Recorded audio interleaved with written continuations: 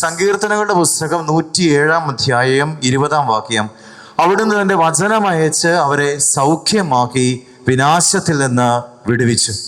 നമ്മുടെ ജീവിതത്തിൽ അന്ധകാര ശക്തികൾ, തിന്മയുടെ ശക്തികൾ നമുക്ക് തടസ്സമായിട്ട് നിൽക്കാം. തിന്മയുടെ ശക്തികൾ നമുക്ക് തടസ്സമായിട്ട് നിൽക്കുമ്പോൾ കർത്താവിൻ്റെ വചനത്തിലൂടെ മാത്രമേ നമുക്ക് സൗഖ്യം ലഭിക്കുകയുള്ളൂ എന്ന് നമ്മൾ മനസ്സിലാക്കണം. വലതുറത്ത് പറഞ്ഞേ ഹല്ലേലൂയ, ഇടതുറത്ത് പറഞ്ഞേ ഹല്ലേലൂയ, രണ്ട് കരമെടുത്ത് പറഞ്ഞേ ഹല്ലേലൂയ. അപ്പൊ അന്ധകാര ശക്തികളും തിന്മയുടെ ശക്തികളും നമ്മളെ എന്ത് ചെയ്യാൻ നോക്കും? തകർക്കാൻ നോക്കും. നമ്മുടെ ജീവിതത്തെ, പ്രാർത്ഥനാ ജീവിതത്തെ തകർക്കാൻ നോക്കും. നമ്മുടെ കുടുംബത്തെ തകർക്കാൻ നോക്കും. നമ്മുടെ ജീവിതത്തിലെ വലിയ നാശനഷ്ടങ്ങളൊക്കെ തിന്മ കയറുമ്പം വരുത്തി വയ്ക്കും. ഈ തിന്മയുടെ ശക്തികൾ നമ്മുടെ ജീവിതത്തിൽ വലിയ പ്രതിസന്ധികൾ സൃഷ്ടിക്കും. അപ്പോൾ ഈ തിന്മയിൽ നിന്ന് ഒരു വിടുതൽ നമുക്ക് ലഭിക്കണമെങ്കിൽ നമ്മൾ ആരെ ആശ്രയിക്കണം? ഈശോയെ ആശ്രയിക്കണം. കർത്താവിൻ്റെ വചനത്തെ നമ്മൾ ആശ്രയിക്കണം. അപ്പോൾ അതുകൊണ്ടാണ് വചനം പറയുന്നത് അവിടുന്ന് എൻ്റെ വചനം അയച്ച് അവരെ സൗഖ്യമാക്കി. അപ്പോൾ നമുക്ക് വചനത്തിലൂടെ മാത്രമേ സൗഖ്യം ലഭിക്കുകയുള്ളൂ. നമുക്ക് സൗഖ്യം ലഭിക്കണമെങ്കിൽ വചനത്തിലൂടെ മാത്രമേ നമുക്ക് സൗഖ്യം ലഭിക്കുകയുള്ളൂ. പിന്നീട് വീണ്ടും പറയുകയാണ്, വിനാശത്തിൽ നിന്ന് വിടുവിച്ചു. നശിക്കാൻ പോകുന്ന അവസരങ്ങളിൽ ദൈവത്തിൻ്റെ വചനം നമ്മൾ കേൾക്കുമ്പോൾ ഈ വചനത്തിലൂടെ നമ്മൾ രക്ഷിക്കപ്പെടും. വലതുറത്ത് പറഞ്ഞേ ഹല്ലേലൂയ, ഇടതുറത്ത് പറഞ്ഞേ ഹല്ലേലൂയ, രണ്ട് കരമെടുത്ത് പറഞ്ഞേ ഹല്ലേലൂയ. അപ്പൊ ശിഷ്യന്മാര് ഈശോയുടെ കൂടെ തോണിയിൽ യാത്ര ചെയ്യുന്നുണ്ട് അല്ലേ? ഈ യാത്രയിൽ ഇങ്ങനെ തോണി ഇളകി മറിയുന്നുണ്ട്. വലിയ കൊടുങ്കാറ്റിൽപ്പെട്ട് ഇങ്ങനെ തോണി ഇളകി മറിയുകയാണ്. അപ്പൊ ശിഷ്യന്മാരെന്താ ചെയ്തേ? അവര് മിണ്ടാതെ ഇരുന്നോ? ഈശോ ഉറങ്ങിക്കോട്ടെ, സാരമില്ല, അപ്പൊ കർത്താവ് ഉറക്കം നല്ലതാണ്, അപ്പൊ അതുകൊണ്ട് ഈശോ ഉറങ്ങിക്കോട്ടെ എന്ന് വിചാരിച്ചു ശിഷ്യന്മാര്. എന്താ ചെയ്തേ? പ്രാർത്ഥിച്ചോ? കരഞ്ഞു മാത്രമേ ഉള്ളോ? എന്താ പറഞ്ഞേ? കർത്താവെ, ഞങ്ങൾ നശിക്കാൻ പോവുകയാണെന്ന് പറഞ്ഞു അല്ലേ? ഇത് നാശത്തിൻ്റെ ആ ഒരു വക്കിലേക്ക് എത്തിയിരിക്കുകയാണ്. നീ അവിടെ വെറുതെ ഉറങ്ങിയിട്ട് കാര്യമില്ല, നീ എഴുന്നേൽക്കണം. അപ്പം അതുകൊണ്ട് എന്താ പറഞ്ഞ, ഞാൻ നശിക്കാൻ പോവുകയാണ്. അത് ഉള്ളിൻ്റെ ഉള്ളിൽ നിന്നുള്ള ഒരു നിലവിളിയാണ് അല്ലേ? നമ്മൾ മരിക്കാനായിട്ട് പോവുകയാണെന്ന് വിചാരിച്ചു. നമ്മൾ വിളിക്കുകയല്ലേ, ദൈവമേ രക്ഷിക്കണമേ എന്ന് പറഞ്ഞ് വിളിക്കുകയല്ലേ? കഴിഞ്ഞ ദിവസം ഞാനൊരു വീഡിയോ കണ്ടത്, ഒരു പെങ്കൊച്ചിങ്ങനെ ഫ്ലൈറ്റിൽ ഇങ്ങനെ യാത്ര ചെയ്യുകയാണ്.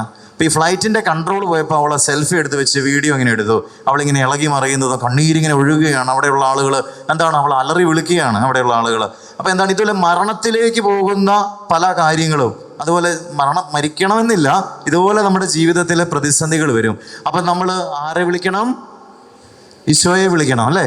ഈശോയെ വിളിക്കുമ്പോൾ ഈശോ ഉത്തരം തരുമോ? ഇപ്പം ചിലർ പറയും ഈശോ വിളിക്കുമ്പോൾ ഈശോയ്ക്ക് ഉത്തരം തരികയില്ല, ഈശോയിൽ നിന്ന് ഉത്തരം കിട്ടുന്നില്ല. അച്ഛാ, കുറേ നാളായി ഈ നിയോഗത്തിന് വേണ്ടി പ്രാർത്ഥിക്കുകയാണ്, പക്ഷേ ഒരു മാറ്റവും ഇല്ല. പക്ഷെ കർത്താവ് ഉത്തരം നൽകുമെന്നാണ് വചനം പറയുന്നത്. വചനം അയച്ച് നിങ്ങളെ സൗഖ്യമാക്കും, വിനാശത്തിൽ നിന്ന് നിങ്ങളെ വിടുവിക്കും. വിശ്വസിക്കുന്നുണ്ടോ? വിശ്വസിക്കുന്നവരൊന്ന് കൈവർത്തി ഹല്ലേലൂയ പറഞ്ഞേ. ഹല്ലേലൂയ പറഞ്ഞവരെല്ലാം രക്ഷപ്പെടും കേട്ടോ. ഹല്ലേലൂയ പറയുന്ന എല്ലാവരും രക്ഷപ്പെടും. വചനം നമ്മളെ വിശുദ്ധീകരിക്കും, വചനം നമ്മളെ സത്യത്തിലേക്ക് നയിക്കും. വചനത്തിലൂടെ നമ്മുടെ വ്യക്തി ജീവിതങ്ങൾ സൗഖ്യപ്പെടും, നമ്മുടെ കുടുംബങ്ങൾ സൗഖ്യപ്പെടും.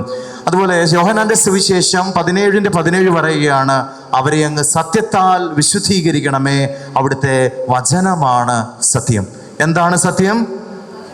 വചനം മാത്രമാണ് സത്യം. ദൈവവചനത്തിന് ഒരു മാറ്റവും ഇല്ല. നമ്മുടെ വാക്കുകൾ എന്താ?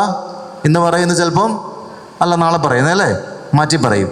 അപ്പം നമ്മുടെ വാക്കുകൾ ഇങ്ങനെ മാറിക്കൊണ്ടിരിക്കുമ്പോൾ ദൈവത്തിൻ്റെ വചനം നമ്മുടെ ജീവിതത്തെ നവീകരിക്കും. ദൈവത്തിൻ്റെ വചനം നമ്മുടെ ജീവിതത്തിന് വലിയ കൃപകൾ നൽകും, അനുഗ്രഹങ്ങൾ നൽകും. കർത്താവിൻ്റെ വചനം നമുക്ക് ചിലപ്പം, എനിക്ക് നിങ്ങൾക്ക് ചിലപ്പം സത്യം മാറ്റി പറയേണ്ടി വരും അല്ലേ? ചിലപ്പോൾ നുണ പറയേണ്ട സാഹചര്യങ്ങളൊക്കെ നമുക്കുണ്ടാകാം. പക്ഷെ കർത്താവിൻ്റെ വചനം എന്താണ്? അതിങ്ങനെ സത്യമായിട്ട് നിലകൊള്ളുകയാണ്. അതുകൊണ്ട് തന്നെയാണ് പറയുന്നത്, ഈശോ പറയും അവിടുത്തെ വചനമാണ് സത്യം. അപ്പം ഈശോ തന്നെയാണ് ശരിക്കും സത്യം. അതുകൊണ്ടാണ് കർത്താവ് പറയുന്നത്, വഴിയും സത്യവും ജീവനും ഞാനാണ്. അപ്പം വഴിയും സത്യവും ജീവനും ഞാനാണ്. വേറെ ആരും നിങ്ങളെ സത്യത്തിലേക്ക് നയിക്കുകയില്ല. നിങ്ങൾ വിചാരിക്കും ചില വ്യക്തികളും ചില ആശയങ്ങളും ചില പ്രസ്ഥാനങ്ങളും എല്ലാം നിങ്ങളെ സത്യത്തിലേക്ക് നയിക്കുമെന്ന്. പക്ഷെ ആരും നമ്മളെ സത്യത്തിലേക്ക് നയിക്കുകയില്ല. കർത്താവല്ലാതെ മറ്റാരും നമ്മളെ സത്യത്തിലേക്ക് നയിക്കുകയില്ല. ദൈവത്തിൻ്റെ വചനം കൈകളിൽ എടുക്കുമ്പോൾ തന്നെ ആ വ്യക്തി ജീവിതങ്ങൾ അനുഗ്രഹിക്കപ്പെടും. നിങ്ങളുടെ ജീവിതം അനുഗ്രഹിക്കപ്പെടും. വചനമായിട്ട് യാതൊരു ബന്ധവുമില്ലാത്ത വ്യക്തി വചനം കയ്യിലെടുക്കുമ്പോൾ വചനത്തിലൂടെ രക്ഷിക്കപ്പെടും. കാരണം എന്താണ്? ഈ വചനം എഴുതപ്പെട്ടിരിക്കുന്നത് എന്താലാണ്? കർത്താവിൻ്റെ രക്തത്താലാണ് ഓരോ വാക്കുകളും എഴുതപ്പെട്ടിരിക്കുന്നത്. അതുകൊണ്ട് ഇതിന് വലിയൊരു പവറുണ്ട്. വെളിപാടിൻ്റെ പുസ്തകം 19:13 അവൻ രക്തത്തിൽ മുക്കിയ മേലങ്കി ധരിച്ചിരിക്കുന്നു, അവൻ്റെ നാമം ദൈവവചനം എന്നാണ്. അവൻ രക്തത്തിൽ മുക്കിയ മേലങ്കി ധരിച്ചിരിക്കുന്നു, അവൻ്റെ നാമം ദൈവവചനം എന്നാണ്. അപ്പം അതുകൊണ്ട് അസത്യമായ കാര്യങ്ങൾ നമ്മുടെ ജീവിതത്തിൽ സംഭവിക്കുമ്പോൾ, പ്രത്യാശയില്ലാത്ത കാര്യങ്ങൾ നമ്മുടെ ജീവിതത്തിൽ സംഭവിക്കുമ്പോൾ, ഈ കർത്താവിൻ്റെ വചനത്തിലൂടെ നമുക്കൊരു വലിയൊരു സൗഖ്യം ലഭിക്കും. നമ്മുടെ ജീവിത മേഖലകളിൽ ദൈവത്തിൻ്റെ വചനം നമ്മളിലേക്ക് വരുമ്പോൾ തിന്മയുടെ ശക്തികൾ നമ്മളെ വിട്ടുപോകും. വലതുർത്ത് പറഞ്ഞേ ഹല്ലേലൂയ, ഇടതുർത്ത് പറഞ്ഞേ ഹല്ലേലൂയ, രണ്ട് കരത്ത് പറഞ്ഞേ ഹല്ലേലൂയ. ഈശോയുടെ വചനത്താൽ നമ്മൾ നയിക്കപ്പെടണം. ഈ വചനത്താൽ നയിക്കപ്പെടണമെങ്കിൽ ഈ ജീവിതം നിസ്സാരമാണെന്നുള്ളൊരു ചിന്ത നമുക്കുണ്ടാകണം. ഈ ജീവിതം വേഗം തീർന്നു പോകുന്ന ഒരു ജീവിതമാണെന്നുള്ളൊരു ചിന്ത നമുക്കുണ്ടാകണം. റോമാക്കാർക്ക് എഴുതിയ ലേഖനം 8-18 നമുക്ക് വെളിപ്പെടാനിരിക്കുന്ന മഹത്വത്തോട് തുലനം ചെയ്യുമ്പോൾ ഇന്നത്തെ കഷ്ടതകൾ നിസ്സാരമാണെന്ന് ഞാൻ കരുതുന്നു. അപ്പൊ ഈ കഷ്ടതകൾ, ഇന്നത്തെ കഷ്ടതകളെല്ലാം നിസ്സാരമാണ്. കാരണം നമുക്ക് വെളിപ്പെടാനിരിക്കുന്ന മറ്റൊരു മഹത്വമുണ്ട്. ആ മഹത്വം വെളിപ്പെടാനിരിക്കുന്നതേ ഉള്ളൂ. അതെപ്പോഴാണ് വെളിപ്പെടുന്നത്? ഇപ്പോഴാണോ? ഇപ്പോഴല്ല അത് വെളിപ്പെടുന്നത്. എപ്പോഴാണ് വെളിപ്പെടുന്നത്?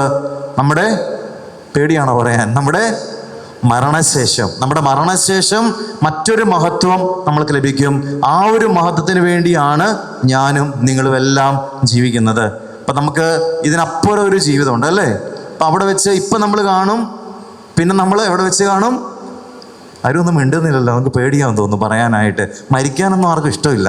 മരിക്കാൻ ഇഷ്ടമില്ലാതിരുന്നിട്ട് കാര്യമുണ്ടോ? മരിക്കും. ഞാനും മരിക്കും, നിങ്ങളും മരിക്കും, ഈ ലോകത്തിലുള്ള എല്ലാവരും മരിച്ചു പോകും. അപ്പം അതെപ്പോഴും മരണത്തെപ്പറ്റി ചിന്തിക്കുന്നത് നല്ലതാണ് കേട്ടോ. മരണത്തെപ്പറ്റി ചിന്തിച്ച് നമുക്ക് ചിലപ്പോൾ പാപം ചെയ്യാൻ തോന്നിയില്ല, കുറ്റം പറയാൻ തോന്നുമോ? അടുത്തുള്ള ആൾക്കാരോട് കുറ്റം പറയാൻ തോന്നുമോ? ദേഷ്യപ്പെടാൻ തോന്നുമോ? അപ്പോൾ ഇതൊന്നും നമുക്ക് തോന്നിയല്ല. അപ്പോൾ അതെപ്പോഴും നമുക്ക് മറ്റൊരു ജീവിതം, ഈ ഒരു ജീവിതം വേഗം അങ്ങ് തീർന്നു പോകും. ഈ ഒരു ജീവിതം ഏകദേശം തീരാറായാണ് ഇരിക്കുന്നത്. നമ്മളെല്ലാവരും ഏകദേശം എപ്പോഴാണെന്ന് അറിയത്തില്ല, കർത്താവ് എപ്പോൾ വിളിക്കുന്നു. പക്ഷേ ഏതൊരു സമയത്തും നമ്മൾ തയ്യാറായിരിക്കുക എന്നുള്ളതാണ്. ഈശോ വിളിച്ചിട്ടുണ്ടെങ്കിൽ പോകാൻ അതിന് പ്രത്യേകിച്ച് സമയങ്ങളൊന്നുമില്ല. കർത്താവ് ഈ മഴക്കാലം കഴിഞ്ഞോട്ടെ എന്ന് പറഞ്ഞിട്ടൊന്നും കാര്യമില്ല. എപ്പോഴും നമ്മൾ തയ്യാറായിരിക്കണം. അപ്പം തയ്യാറായിരിക്കുന്നവർക്ക് ദൈവം എന്ത് നൽകും? മഹത്വത്തിൻ്റെ കിരീടം നൽകും. പക്ഷെ അതിനു മുമ്പ് ഈ ലോകത്തിൽ നമ്മൾ ജീവിക്കണമെങ്കിൽ നമുക്ക് തിന്മയിൽ നിന്നുള്ളൊരു വിടുതൽ നമുക്ക് ലഭിക്കണം.